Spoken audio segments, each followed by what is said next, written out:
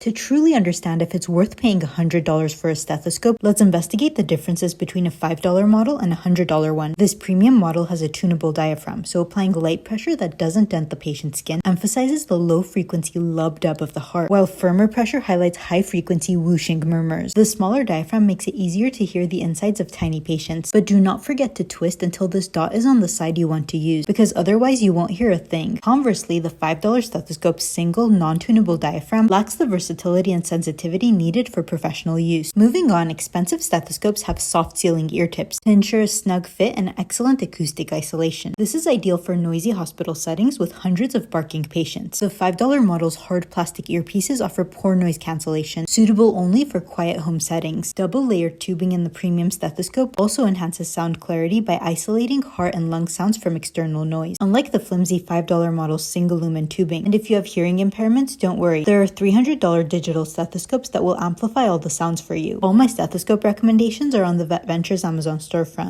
Diamond surgical scalpels cost over $2,000. Crafted from the hardest substance on earth, they contain synthetic lab-made diamonds that have the same toughness as real diamonds. Sharper scalpels can be made with obsidian and only cost around $100 each, but are extremely fragile. Diamond offers a perfect solution, still being sharper than the conventional steel blades, but also very strong, so their sharpness lasts for much longer. They're estimated to last at least 50 operations before needing resharpening. In eye surgery, sharper blades reduce leakage from the eye and minimize the risk of developing an increase in eye pressure afterwards. Due to their extreme cost, diamond blades are reusable and need to be professionally sterilized and resharpened. However, the single crystal diamonds are very difficult to clean as they are not wettable using water, so have to undergo a special cleaning process. And autoclaving to sterilize them destroys the epoxy resins bonding the diamond to the holder, so they need to undergo yearly inspections to make sure the diamonds don't fall off. Lastly, any staff handling the scalpel have to be specially trained, even the person handing the scalpel to the surgeon. This prevents accidental damage and makes sure it's always kept in the best condition.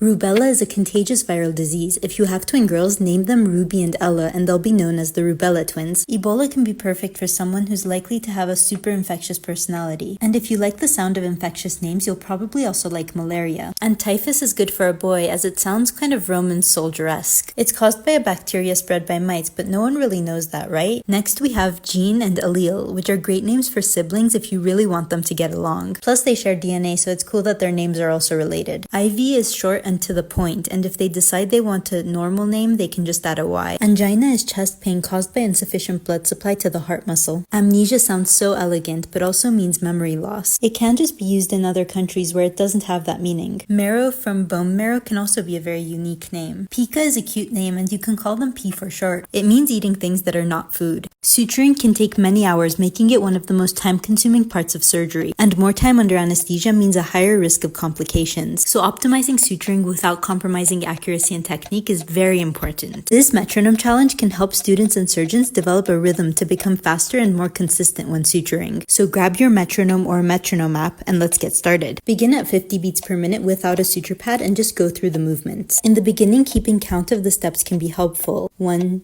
2, 3, 4, 5, 6, 7, 8. Only bring in the suture pad once you know what you want to be doing at each count, because the friction of the pad will slow you down and you won't have much time to think about your next move. This means that to get faster, you'll need to rely more and more on muscle memory. So make sure you only level up once you can do at least 5 perfect throws at each tempo. If you're aiming for over 70 beats per minute, try to slowly incorporate more time-saving techniques, such as reloading needle holders before pulling through and more efficient instrument handling so there is less putting down and picking up of instruments. Often medical students are so busy that they don't have time to prepare their own food. PAMYOFE stands for practice and make your own food and eat. It turns making meals into an opportunity to develop your professional skills. Today I'm making surgical pizza puff pastry. Buy this ready-made puff pastry dough and roll it out into a thin sheet. Then with a number 10 scalpel blade, cut it up into little squares. These scalpel blades are so thin and sharp that they cut through the dough like butter. Once you're done, separate the pieces by pulling them apart. Then take the first piece and add some mozzarella cheese and pepperoni. Fold the corners up into a diamond and use the corner stitch to anchor them in place. You need to use a suture material that will withstand the high temperatures in your oven. I found that 2-knot non-absorbable silk sutures are best suited for this. Another suture pattern that's great for holding together dough is the forward interlocking. Don't worry if you find that suturing dough is like 10 times harder than practicing on a suture pad or a real patient. Dough is much much more friable than living tissue, so if you're not delicate enough, the suture material will easily pull through.